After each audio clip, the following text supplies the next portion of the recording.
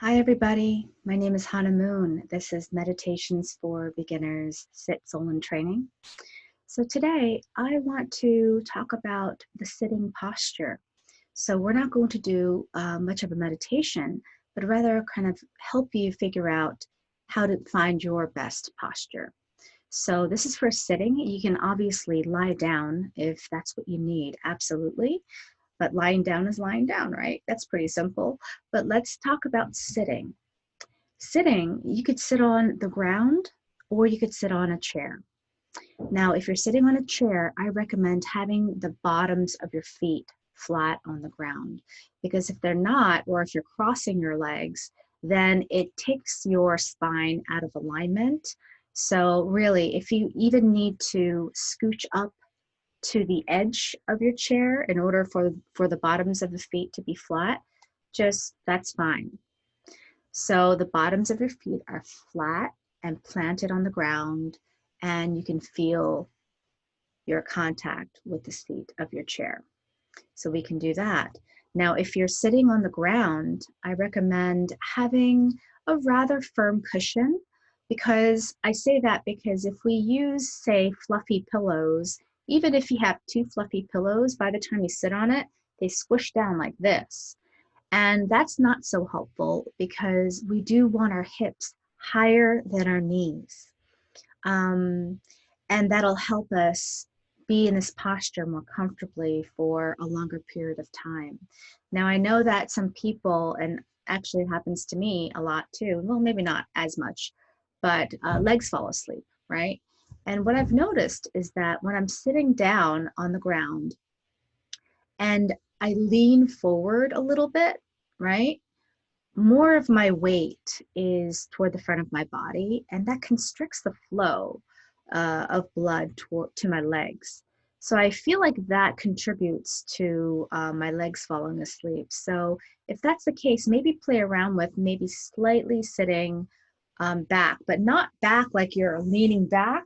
You should really be more or less sitting straight up. But there is a tendency, you could just check yourself to see if you're sitting kind of more forward, because that could add pressure to your legs. Now let's talk about legs. Do you sit Indian style, full lotus, half lotus? Honestly, I don't do that really. I just sit comfortably. I just fold my legs. Um, Sometimes I sit Indian style, but what I find to be more comfortable is having one foot um, next to another, like that, instead of being on top, because again, that adds pressure to the bottom leg and it could fall asleep. So my legs are basically kind of like next to each other, like that, cradling each other. Let's talk about, okay, the actual seat. So we have two bones in our butt called sit bones. And I want you to go ahead and feel it. So take your palms and slide them under your tush, right? And do you feel those two bones? Maybe you can slouch and sit way upright. And if you keep doing that, you can feel these bones move back and forth from the front to the back. Do you feel that? So those are your sit bones. And where we want to kind of live for the posture of sitting and meditation is having them more or less be in the middle. So you don't want to be slouched, because if you do that, the sit bones go that way. And if you're way too uptight and your back is arched, the sit bones move that way. But if you just go in the middle, find where that middle is, and that should be a comfortable spot for your sit bones. And when you find that spot, just gently take your palms out. And then let's talk about your arms. You can place your hands, your arms just basically droop by your sides, but your hands can just go wherever it's comfortable. Generally, since your lap is right there, you can just rest it on your lap. Some people like to do mudras. We see this mudra a lot. We can do that as well. I will come back with the name of this mudra. Right now it's escaping me.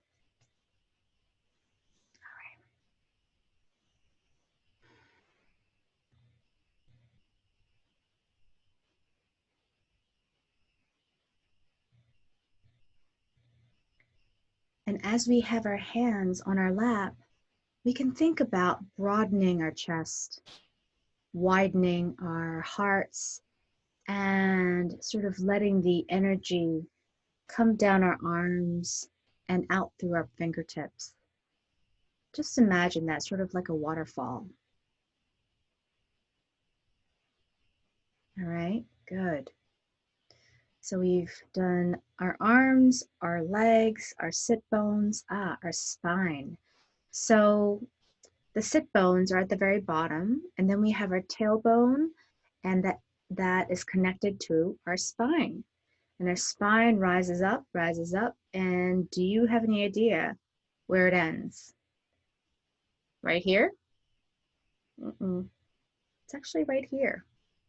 Our spine ends around here, and our skull rests on top of it. So just keeping that in mind may inform you of your posture. Just think about the top of the spine.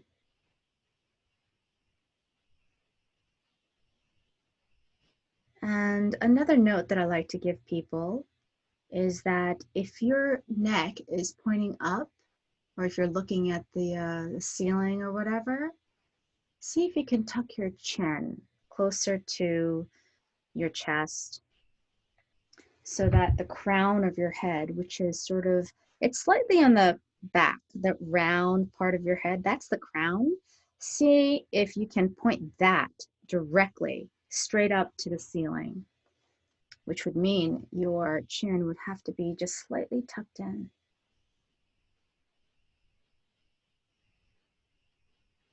And as you sit here, imagine sort of this energy pulling from the crown of your head, making your head lighter.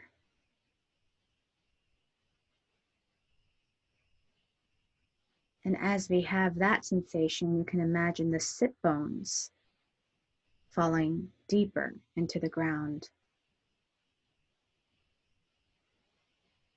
And you can imagine your hips, your legs feeling heavier, letting the gravity ground you, rooting you down further.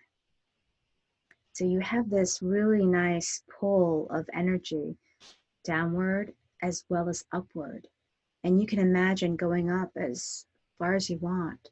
You can really have this great sense of expansion, of infinite space. Oh yes, and the gaze now. Some people like to close their eyes, and other people like to keep them slightly open. And this is what it would look like if you kept it open. So I am not closing my eyes. I just have them slightly open. But I am directing my eyes maybe about a foot or two in front of me, and whatever feels good, whatever feels natural. And it's interesting, you're not actually looking at the object, you're kind of looking through it, kind of beyond it. Just don't think too much, just let your eyes relax. Sometimes that helps. So your gaze, your eyes could be closed, or your eyes could be slightly open. And if your eyes are slightly open, see if you can notice all the things that you see, even in your periphery. And see if you can sit back in your gaze. So you're not reaching out to look, but you're sitting back and letting things come to you. See if that makes a difference.